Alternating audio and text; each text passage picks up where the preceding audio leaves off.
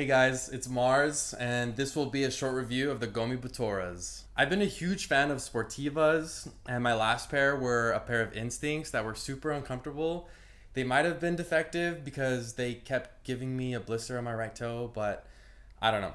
Anyways, I just wanted to try and veer off into a new brand, and so I decided to go with the Butoras. The sleek colorway is what appealed to me the most. I remember thinking how good looking these were when I first laid eyes on them. They aren't too flashy like the bright orange and yellow colorways that you see nowadays, which I totally don't mind, but I wanted something a little more subtle. I think the design's super sleek and it has a cool cool colorway, kind of reminds you of Tron. And the first thing I noticed when trying these on was how freaking comfortable they are, especially compared to my Scarpas. The interior top of the shoe has this gentle, almost sock-like feel on top of your foot. You notice it especially when you're tightening the straps. So I'd say 8 out of 10 for comfort.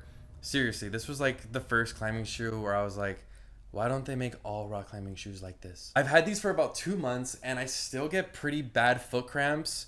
I was told that I should break them in within a month or two. My Dragos were the other pair that gave me cramps. I suspect this is due to the narrowness of the shoe, and I think my feet lean towards the wider side. I got these in a size 9.5 with my typical climbing shoe size being a 9, so I, half the size up. They were still extremely tight with a 10 being comfortable, so I figured I'd rather have very snug than not too snug. So I went with the 9.5, and after 2 months, they haven't felt much different than when I initially tried them on. Still super tight, still super snug, very grippy, which I will get into now. The toe box is super sticky. I trust it with my life for toe hooks without hesitation. The midsole's pretty stiff.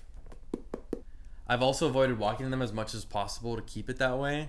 Oh, the heel too, I think is the best part of the shoe. I have pretty bony feet. My ankles are small and my feet look skeletal. So finding a shoe with a super snug and tight heel was kind of a challenge for me, or has been a challenge for me.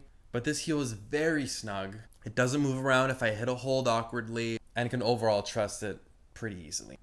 One thing I also noticed, strangely enough, is they might have a better ventilation design or different materials than other shoes because they don't smell. I have worn these. I wear these at least twice a week, and I climb for at least 2 hours for each of those sessions.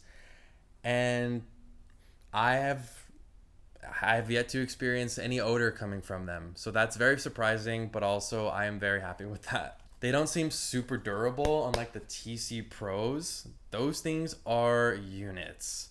So I think I'll just stick with the Gomis indoors because I can't imagine they'd hold up in rough terrain. I live on plastic volumes and I like it here. What do you think? Have you tried these outdoors? Let us know in the comments below. Thanks for tuning in to the best indoor shoe ever made.